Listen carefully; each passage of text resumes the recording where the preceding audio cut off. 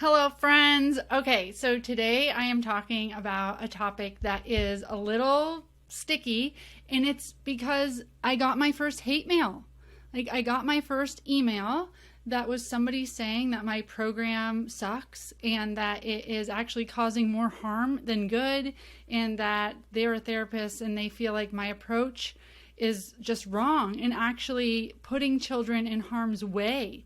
So I want to dive into this email and dive into my response because I hope that it will help you all understand the program better, understand our approach better, and see it from maybe a different perspective. If you had these thoughts that this person had, and I'm not saying that you do, but I think it's really important to hear criticism about your stuff and respond to it in a way that if somebody were thinking that you can at least say something about it. So I want to dive into it. I'll read you the mail and I'll tell you, my response to it. I'm going to roll that intro and we can dive right in.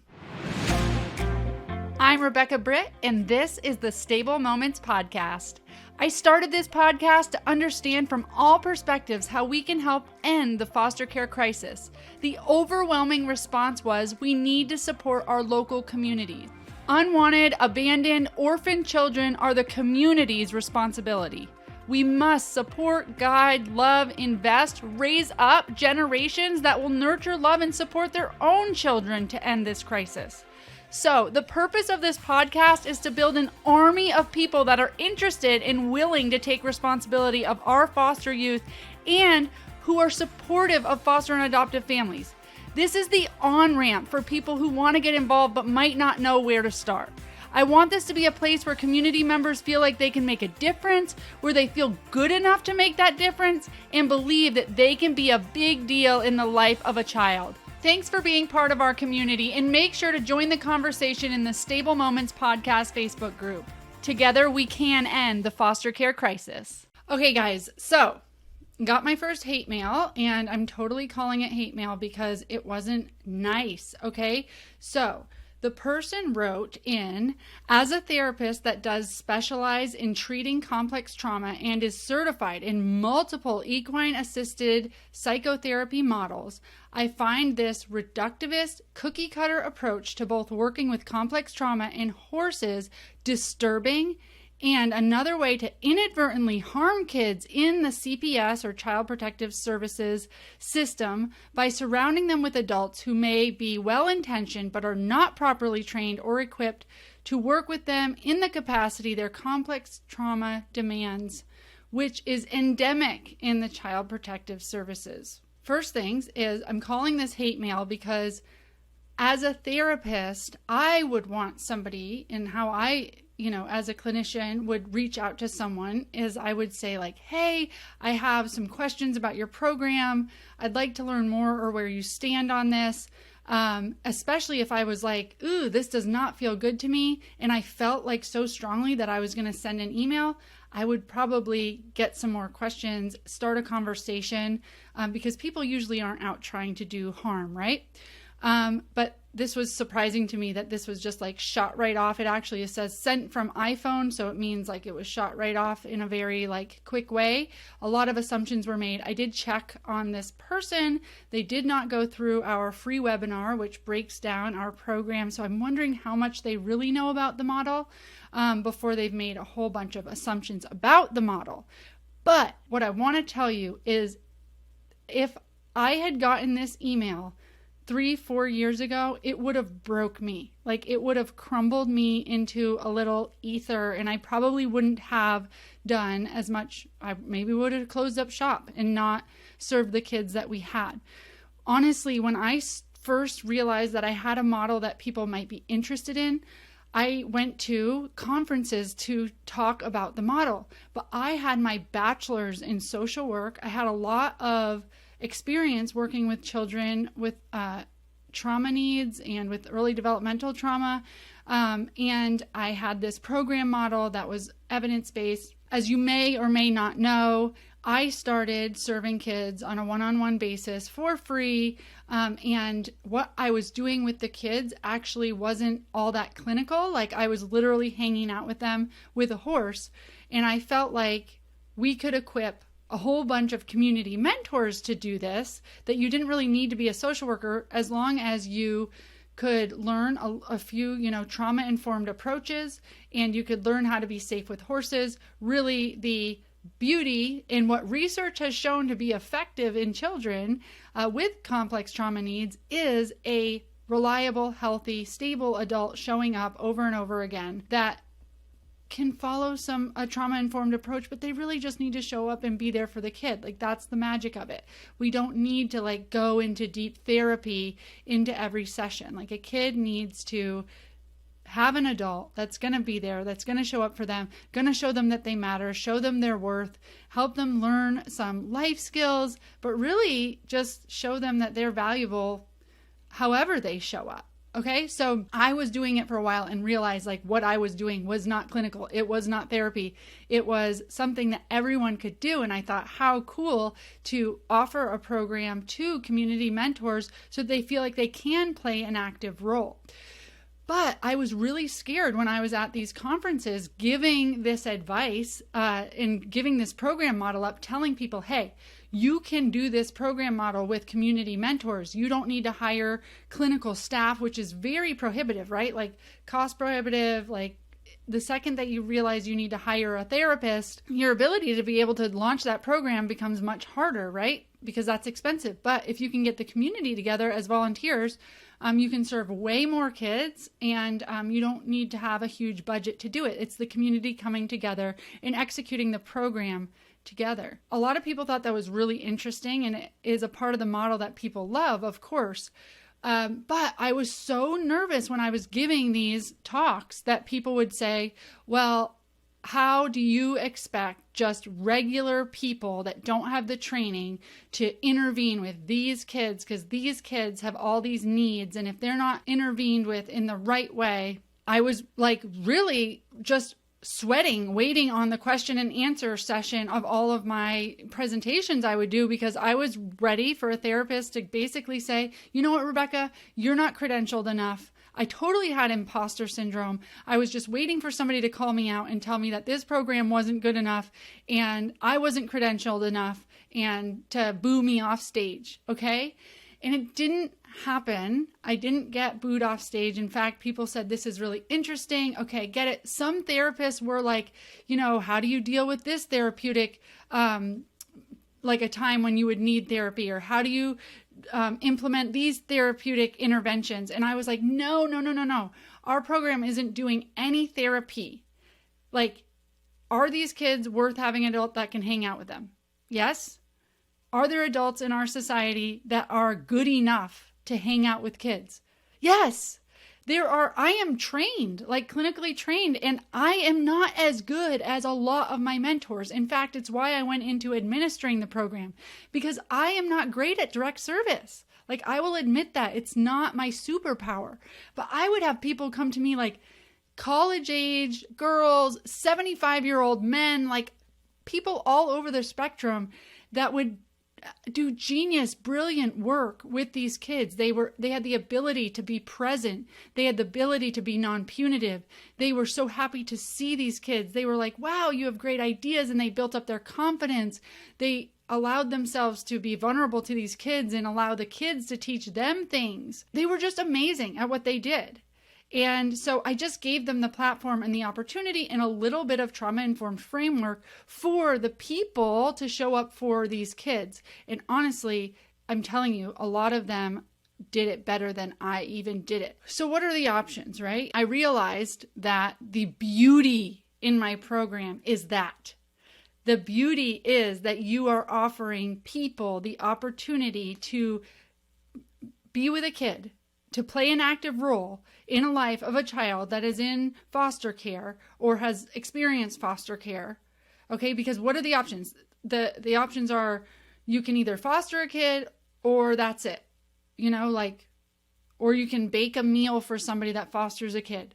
No, there needs to be a way for people, an on-ramp for people to spend some time with these kids. Do they have to be committed? Yes. Do they have to give an hour a week? Yes. Do they have to understand their trauma? Yes. Do they have to use our approach? Yes. Like there's training and structure, and you can ensure some of these things. We have rules so that they don't inadvertently cause trauma. You can't text the kids outside of sessions, and there's food rules around specific trauma needs. Like we have all of these things in place. Like we've thought it through. It's not like we didn't think about the things that for these kids may cause more trauma. So we try our hardest to ensure that those things don't happen. But also, you cannot always know what's going to trigger a kid. Like I have triggered plenty of kids by doing things that I didn't even know.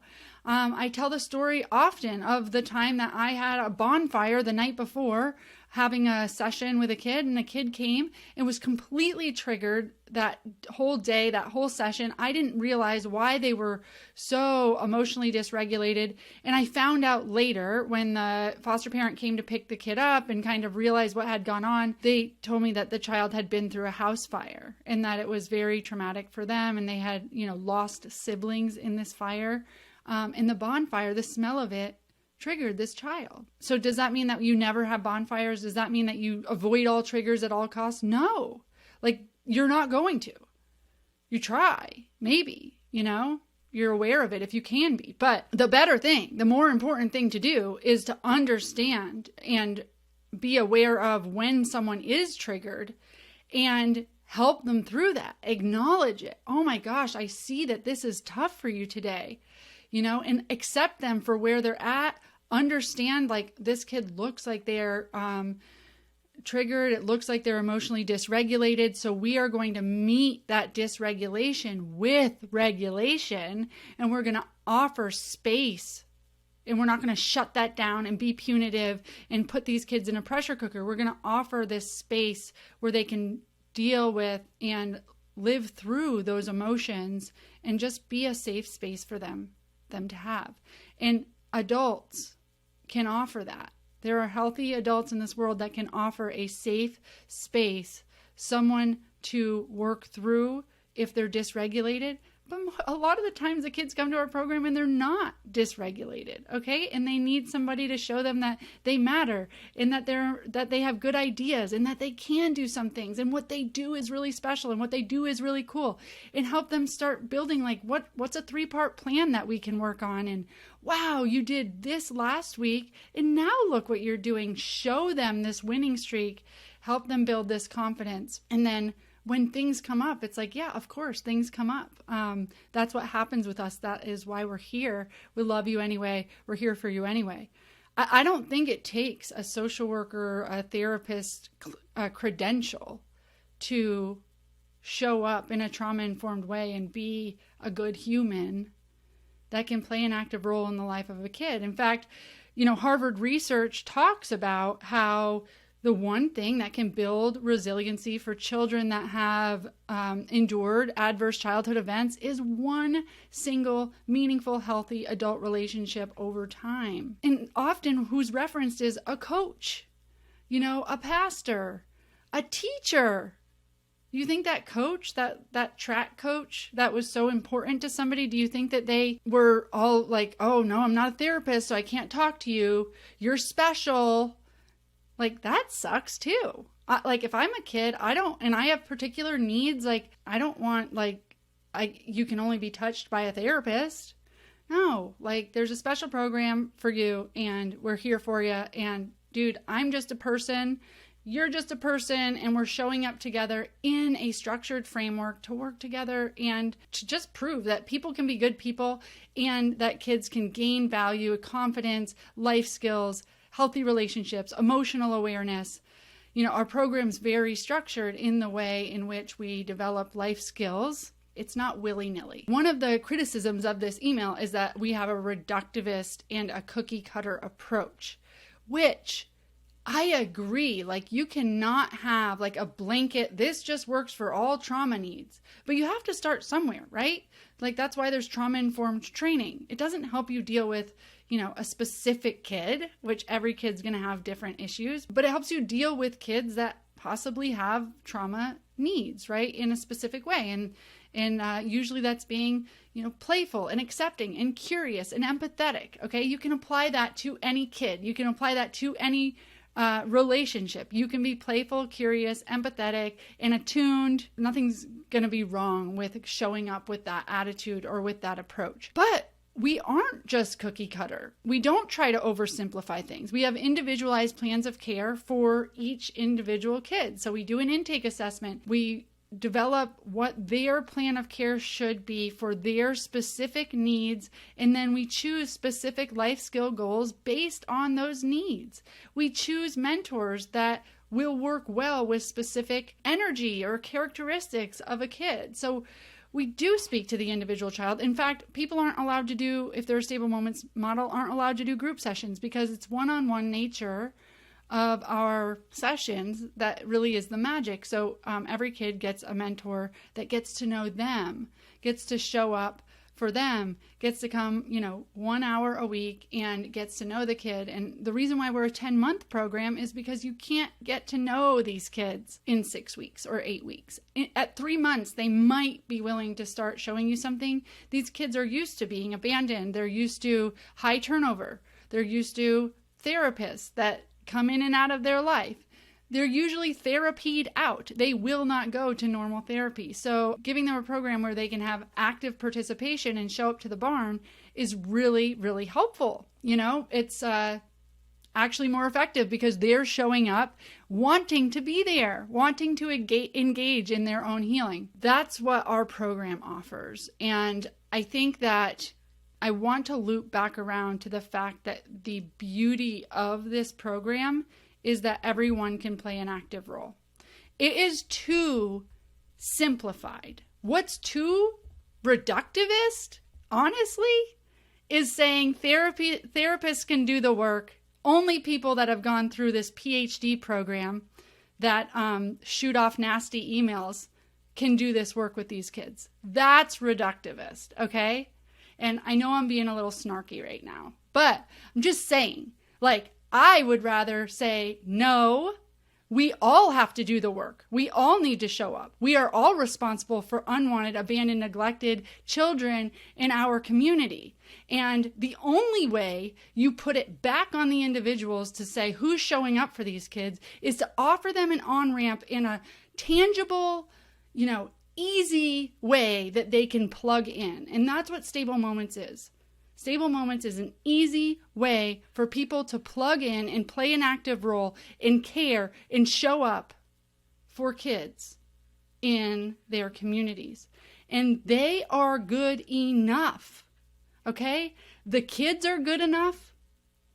They don't need to be any particular thing to be enrolled in our program except for have experience with early developmental trauma or have been part of the foster care system. But we don't expect anything of them. They're good enough. That's what we're working with, is you. And it's the same with the people. I mean, yes, do our mentors go through very strict training and do they go through a background check? Yeah. But after those things are done, they're enough. Somebody that wants to give an hour a week to a kid that's willing to go through training and do a background check and understand the model and they would like to show up, I'm going to give them that opportunity. And they're enough. They don't need to be a clinician. And I would never want them to feel like they have imposter syndrome because, they're just a person trying to do good, but they don't have any certifications and they don't have credentials behind their name. And so they certainly couldn't do anything. No, you probably will do it better. Because you're not coming here with a whole file of notes and interventions and all these things that we think that we can impose on these kids to make them better and fix and did it. Nope. You're just coming and you're like, I would like to try. I'd like to try to find value in another human being. Sure, we'll give you that opportunity.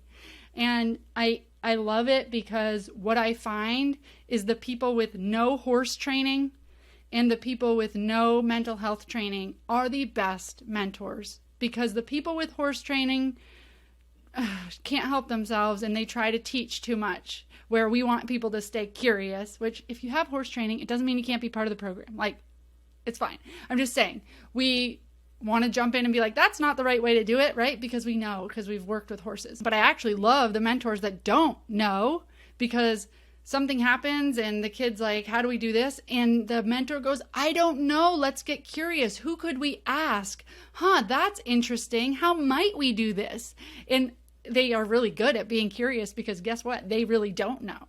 And you need to get resourceful and start, brainstorming and working on critical thinking skills with the kid, which is fun and happens a lot more readily when you don't know the answer anyway. So you're going to have to get creative and resourceful. The people that don't have mental health training, they're not sitting here like, oh, that was tough. Let's talk more about that. I'm not saying that, some situations don't come up. I'm not saying that in a mentor session, a kid might not say like something that's like, oh, my mom used to do that to me, or I don't like doing this because I used to be locked in closets. Okay? I'm not saying that tough stuff that could really need a credentialed therapist to come in and deal with. It's not that it doesn't come up, but listen, that stuff's going to come up anyway, and it's okay that there isn't a therapist there to handle it. What's important is that we don't try to be therapists, and we don't. In the Stable Moments model, we just show you how to be validating. How do you say like, wow, that's heavy. Thank you for sharing that with me. You can have a response that's just like, wow, that's tough. That's big. Thanks for sharing that with me. We don't need to go in there. And then you move on with the session, or you ask the kid, how would you like to move on? That was heavy. You don't need to go, oh, your mom oh, wow, you used to be locked in closets. How did that make you feel? We're not therapists. We're not there to do that. But we can have a validating response and move on. We can say that that's okay. It's not okay that happened to you. You can say that to a kid. It is not okay that happened to you. I'm so sorry. Thanks for sharing that with me. And you can pause. You can let the kid respond. You can leave space for the heaviness of a of something, the heaviness of a circumstance, a heaviness of a truth, the kid's truth. You can leave space for it. We always want to do something with that. Ugh, what do we do with that? How do we help the kid through that? How do we help them heal? Maybe we just validate, that's heavy stuff. Thanks for sharing it. And pause. And you can tell foster mom that something came up during session, and maybe they want to talk about it with other therapeutic providers that they have, because likely if they're in foster care, they're already seeing a therapist if they really need to process it. But these kids are hanging out with this stuff anyway. They've had years of trauma. Okay. So they have the stuff. And so if they tell you, that means that they felt safe enough to tell you, and you can validate it and respond to it without digging deep into it and feeling like you need to process it. In fact, think of your own heavy stuff. Like right now, think of something that's just heavy that you have, okay? Something that you dealt with in your childhood, something that you're dealing with right now.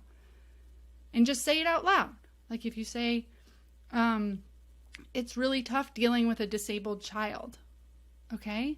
If you say that, I'm going through divorce, imagine saying that out loud. Like, what do you want the response to be? Do you want somebody to go like, oh, what brought you to divorce and why did you get there and tell me more about that? Or do you want somebody to say, oof, divorce is tough. Or I can't imagine having a disabled child. Thanks for sharing that with me. Like, I can't imagine. That's tough. And then pause. You don't need anything more. You just need to validate. And to me, if I were to say like, this is a thing that's heavy on me right now, and somebody were just to go like, whew, that does seem like that's heavy. Thanks for sharing that with me. Yeah. And then you just pause and allow the conversation to either continue or to stop or to move on or whatever. Like, we don't need to fix. We don't need to jump in. We don't need to apply our own lens and what we think somebody should do. Like, we don't need to do that. And this doesn't go for just the kids in our program. This goes for relationships with everyone. Like, we're not therapists, so let's not be therapists. Let's just be a human that heard something that meant something to someone.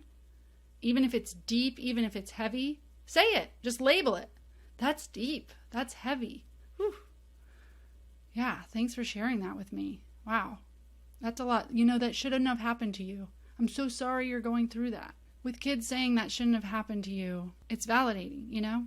Anyway, I feel like we're enough. We are enough. We can say that. We can do those things. Humans can do those things. Like, I have more faith in humanity. And yes, am I completely naive to the fact that there are predators out there and there are people that might not do the right thing? And there are, but that's what we have to work with. We have people that might not do the right thing.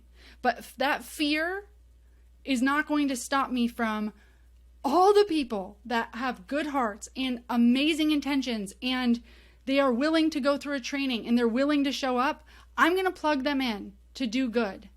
And for the people that may make mistakes, yes, okay, there's protections to take against predators and stuff like that. But the people that might just make mistakes, they might get frustrated with a kid. They might not have a validating response. They might not get curious. They might even be punitive. We can jump in and say like, oh, you know what? I was punitive, or I didn't respond to that very well. And what's super important with these kids is repair. It's not getting it right. It is acknowledging that humans are flawed and we might not get it right. And this is what it looks like to repair a relationship. This is what it looks like to take ownership. This is what a healthy relationship looks like. Not somebody that's always patient, always curious, always playful, always. No, humans are humans. So to say like, man, I was not playful right there, and I feel like I should have been playful right there, and I'm sorry about that. Or I wasn't very curious, and I kind of just shut you off and said, this is how we should do it. This is how we should lead the horse. And I would have liked to be more curious there. So I'm going to try being more curious next time. Is that good? Is that cool? And the kid's like, sure. I mean, I don't really care. You know, whatever. Like, the kid probably is not analyzing your behavior as much as we do. But I think we're good enough, you know? Like, I have a fundamental belief, and this program stands on the fundamental belief that people are good enough. The kids are good enough.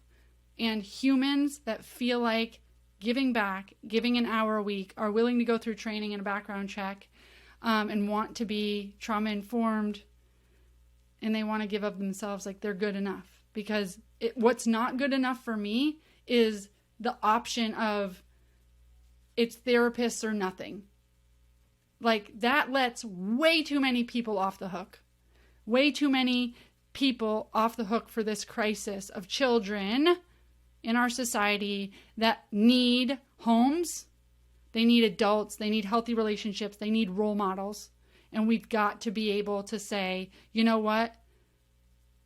Some is better than none. And we're going to try to be good enough. And when we're not good enough, and when we're going to miss the mark, we're going to come back and we're going to acknowledge it, and we're going to heal together, and we're going to try together. You don't learn until you're in the situation. We just keep trying. Kids need to see people that keep showing up. They need to see people that keep trying. They need to see people that get it wrong and acknowledge it, because they may have been abused in their life and the parent never acknowledged that this was not the child's fault. Maybe the child was abused and the parent actually said to them, this is your fault. Why are you so stupid? You know, you make me hit you. You make me do this to you. So the child has internalized all that. That child needs to see somebody that goes, I didn't have the right response last week, and this week I want to try harder. Is it cool if I keep showing up and hanging out with you and try harder this week?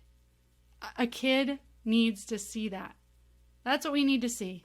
We don't need the perfect intervention. We don't need everything to be, boiled down in this like systematic way. Does structure matter? Yes. Does a curriculum matter? Yes. Does an approach matter? Yes. But once you understand that, like, you're going to do your best, and when you feel like you haven't done your best, you're going to acknowledge it and you're going to try again. Yeah, maybe it is simplified. Maybe that's super simple. But you know what? Most people don't do that. Most people come in and they feel like they need to do everything perfect. And when they don't do things perfect, they either quit or they get defensive or they act like somebody else's fault. And there's all this like emotion. And I'm just saying, like, it's okay. It's okay to be human. It's okay to try. In fact, we're going to try and try and try again. And we're never going to get it perfect. But I think the beauty's in the trying. The beauty's in the figuring it out with. Okay? And what that does is show kids that even if they mess up in the future, even if they get it wrong, we're allowed to try again. It's not all or nothing. It's not all is lost. A lot of these kids feel like all is lost. Like if they try to do something and they're not getting it right, oh, I suck at this. Oh, never mind, I don't even want to try. So us showing up as people that are flawed, it might be the biggest gift that we can give a kid, is showing up and making mistakes and then continuing to show up. And then asking the kid, can I continue to show up with you? And can I continue to try with you? Can we try to get this healthy relationship thing right? That's it. It feels good to me. It feels good to me. And I can get an email. I'm thanking God right now that I got this email now, because now he's using it for content for a podcast. And I did not get defensive. You might have heard like a little bit of defensiveness, because like I would like people to like watch the webinar if they're going to attack it, but anyway, it's being used for good. I did not cry in my closet, and I didn't shut down Stable Moments. But here's the deal. We're going to go big picture, full circle right here.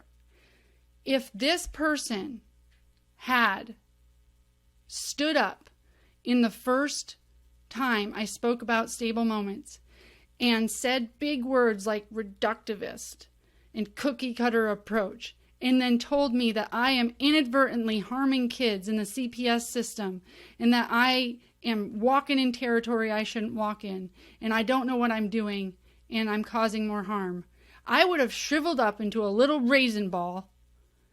And you know what I wouldn't have done? I wouldn't have started this program.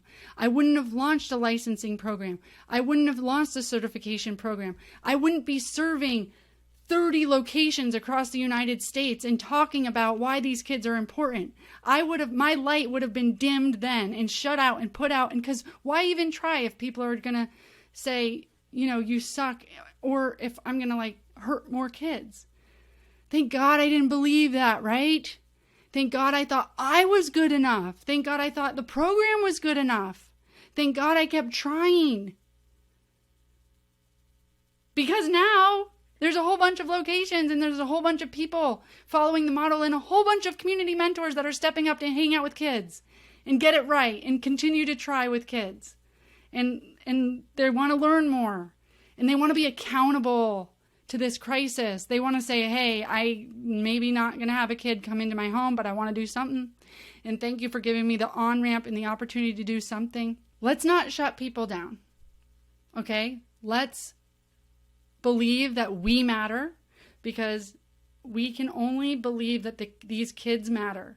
They will only believe that they matter if you can show them that you believe you matter. You can't give that to somebody else without having it. And if you believe you matter, then you believe that you can make a difference. Should you do it in the right way?